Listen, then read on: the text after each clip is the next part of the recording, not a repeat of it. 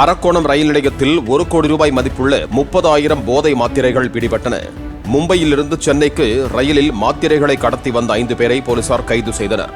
மும்பையில் குறைந்த விலைக்கு போதை மாத்திரைகளை வாங்கி வந்து சென்னை மற்றும் புறநகர் பகுதிகளில் அதிக விலைக்கு விற்க திட்டமிட்டிருந்தது தெரியவந்தது.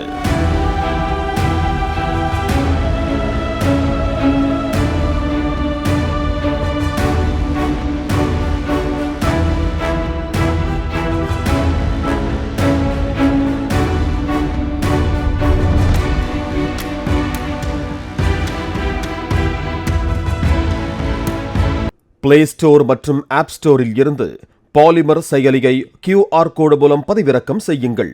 செய்திகளை உடனுக்குடன் பெறுங்கள்.